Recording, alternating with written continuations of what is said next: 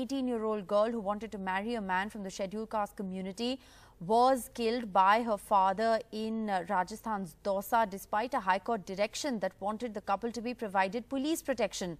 The girl ran away with the man she was involved with despite her parents wanting to marry her off to another man. The couple went to the High Court for protection, but when they returned to Dausa, the girl went missing.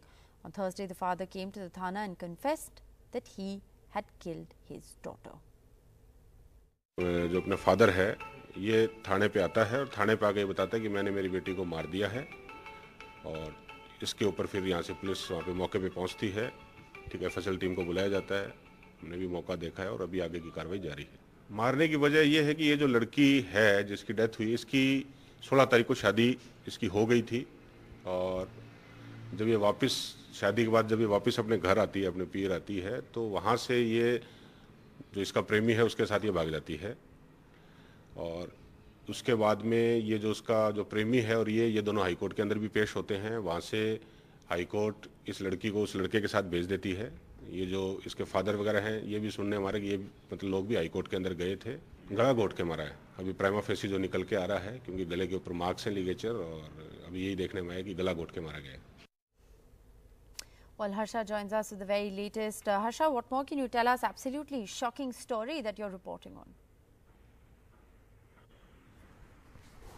Well, yes, the entire case is about two people who wanted to get married, and this girl has not been allowed to get married to this man because he belongs to the scheduled caste community. And despite her protestations, her parents got her married on the 16th of February to another person. Now, as is the custom, she came home after her marriage, and when her in-laws came to take her back, she had actually run away with the man she actually truly loved. The couple then went to the Rajasthan High Court. They presented themselves on the 26th of February in front of the Rajasthan High Court and asked for protection. Now, it's very, very important to note here that the Rajasthan High Court actually gave directions to the Rajasthan police to protect the couple.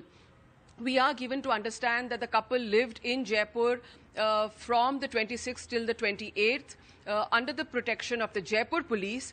But when they went back to their village in Dausa, that's when things went wrong. They returned on the 1st of March and the girl then went missing. She was apparently abducted from the person she was living with, the person she wanted to live with, abducted from his home, and they filed a missing complaint.